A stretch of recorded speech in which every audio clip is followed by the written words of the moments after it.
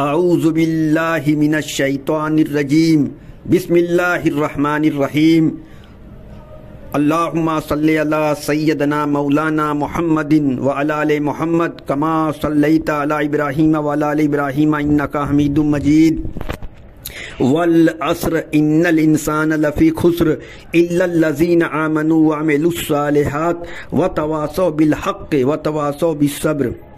میرے بھائیوں، بزرگوں، دوستوں، عزیز ساتھیوں، اللہ رب العزت کا ہم سب پہ بڑا احسان ہوا، فضل ہوا، کرم ہوا کہ اس پاک پروردگار کے فضل سے الحمدللہ ہم لوگوں نے پورے رمضان شریف کے روزے، تراویح، قرآن پاک کی تلاوت، یہ سب جو کچھ بھی ہوا اللہ ہی کے توفیق سے ادا ہوا۔ بہت مبارک مہینہ ہم سے اب رخصت ہو گیا۔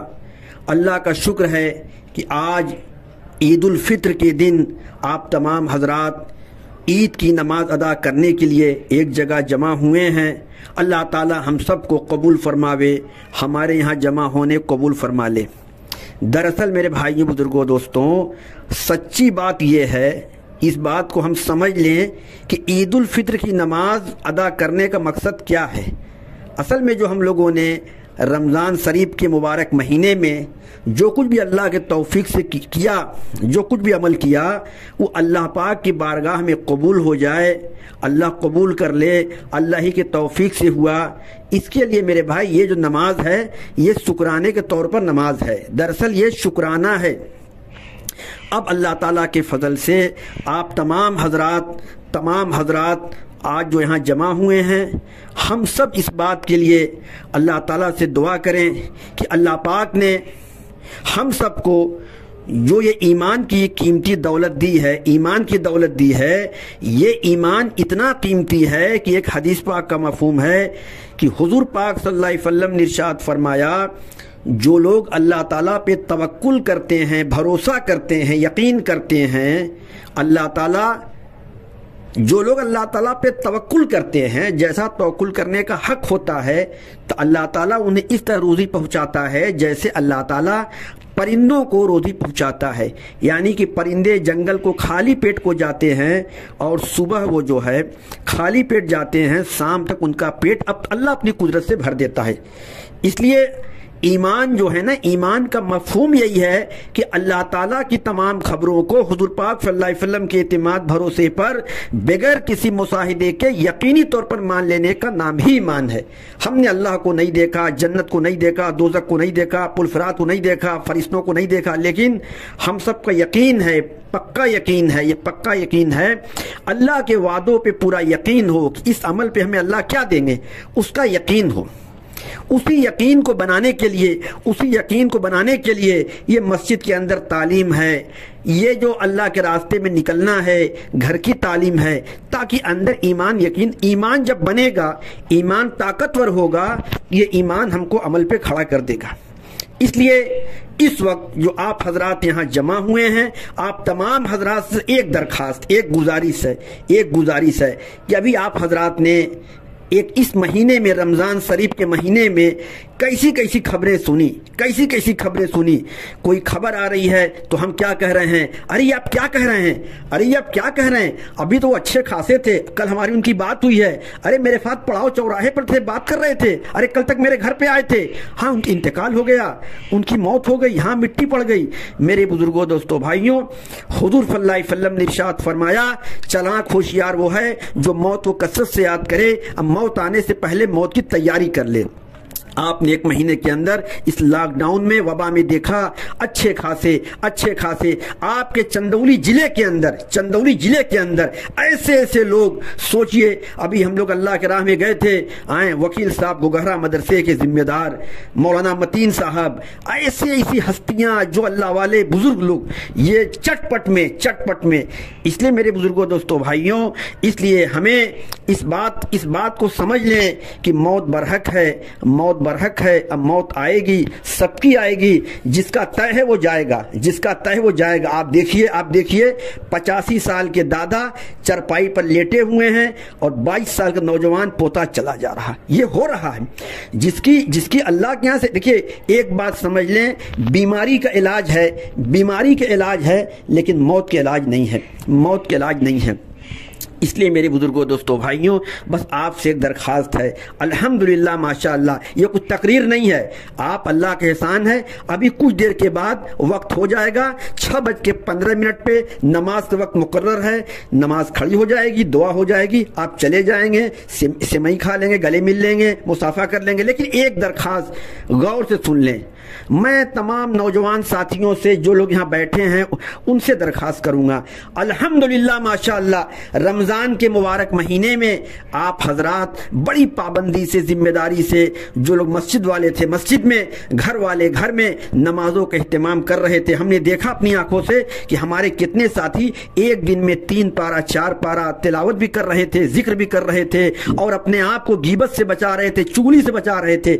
इसलिए मेरे बुजुर्गों, दोस्तों, भाइयों, रमजान शरीफ के बाद, ईद के बाद आप ये समझ लें, अपने को समझा लें कि हमारे लिए 12 महीना रमजान है। ईद के बाद भी रमजान है, बकरीद बाद भी रमजान है। ये ना सोचे रमजान रुखसत तो तिलावत से छुट्टी नहीं। ये तो रमजान का महीना अल्लाह ने इसलिए हमें अता किया था कि रमजान के अंदर इबादत करके, हम तिलावत तस्बीह करके, दुआ करके अपनी जिंदगी का रुख सही कर लें, पटरी पे जिंदगी आ जाए। ये प्रैक्टिस है 11 महीना गाड़ी चलाने के लिए अपनी।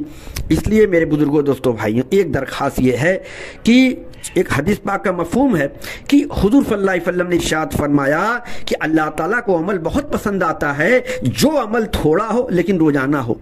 एक नौजवान लड़का बैठा लेके कुरान पाक की तिलावत कर रहा है सुबह से। अम्मी कह रही है कि बेटा जाओ बाजार से सब्जी लाओ, सामान लाओ। नहीं अम्मी, हम तिलावत कर रहे हैं। अम्मी तिलावत, अच्छा काम कर रहे हैं, 1 पारा 2 पारा 3 पारा। लेकिन उसके बाद हम कुरान पाक की तरफ देख भी नहीं रहे, न तिलावत कर रहे हैं। यानी एक दिन बहुत कर लिए, उसके बाद नहीं। अल्लाह ताला को वो अमल पसंद आता है जो थोड़ा हो लेकिन रोजाना हो। इसलिए आप हजरात से दरखास्त है कि जो रमजान के अंदर रौनक और जो इबादत का माहौल था, जो हमारे अंदर डर खौफ था, जो हम तकवा परहेजगारी, हमारे सामने कोई किसी की बुराई कर दे, ये क्या कर रहे हैं, आप क्या कर रहे हैं, ग़ीबत मत करिए, हराम है। तो मेरे बुजुर्गों, दोस्तों, भाइयों, आप तमाम हजरात से दरखास्त है कि आज इस बात की पक्की नियत करें, इरादा करें कि इंशाअल्लाह हम लोग ईद के बाद भी उस चीज को कायम रखेंगे इंशाअल्लाह। और मेरे बुजुर्गों, दोस्तों, भाइयों, सबसे बड़ी बात कि आज आप देख रहे हैं घर घर के अंदर पड़ोस में, रिश्तेदारी में चले जाइए, जहां जाइए, आपस में कता ताल्लुक, बातचीत बंद है। इनसे हम क्यों नाराज हैं? किसी बात को लेके, जमीन को लेके, पैसे को लेके, माल को लेके, घर को लेके, सास में, बहू में, भाई में, पड़ोसी में।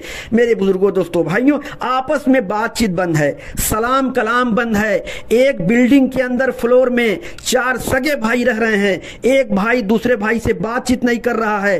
पड़ोस में दूसरे मोहल्ले के लोग आ रहे हैं आयादत करने के लिए। इस भाई को पता नहीं कि मेरा भाई बीमार है, मेरे भाई की बीवी बीमार है, बेटा क्यों? बातचीत बंद है, बातचीत बंद। हदीस पाक का मफहूम है, फज़ाइल अमाल वो रिवायत है, आप पढ़िएगा, उसको मुज़ाकरा करिएगा। हुज़ूर सल्लल्लाहु अलैहि वसल्लम ने इरशाद फरमाया, अगर 2 मुसलमान आपस में किसी बात को लेकर बातचीत बंद कर लें, 3 दिन से ज्यादा अगर बातचीत बंद है, अगर उसमें किसी इंतकाल हो गया, सीधे जहन्नम में जाएंगे। इसलिए मेरे बुजुर्गों, दोस्तों, भाइयों, सबसे बड़ी बात तो यह है कि पहली बात, आप आज ईद की नमाज अदा करने के पहले आप ठंडे दिमाग से सोच लें कि इस पूरे रामनगर में, मुगल सराय में, चंदौली जिले में, हत्ता कि पूरे हिंदुस्तान में कौन ऐसा अल्लाह का बंदा है जिससे हमारी बातचीत बंद है, सलाम कलाम बंद है। अगर बंद है, बातचीत बंद है, तो पक्की नियत करिए, सारी गलती उनकी थी, मेरी कोई गलती नहीं थी। लेकिन आप जाइए, कहिए कि भाई मुझसे गलती हो गई, फला मौके पे मैंने आपको ये बोल दिया, वो बोल दिया, हमें माफ कर दो। हम अपने को झुका लीजिए, अपने सर का टोपी पकड़ी उनके कदमों में रख दीजिए। मेरे बुजुर्गों, दोस्तों, भाइयों, आपका बेड़ा पार हो जाएगा, आप कामयाब हो जाएंगे। اس لیے میری درخواست ہے، میری آپ حضرات سے درخواست ہے کہ نیت کریے کہ سب سے پہلی چیز یہ ہے کہ آپس کے تعلقات، ہم سلام کو آپس میں خوب پھیلاویں،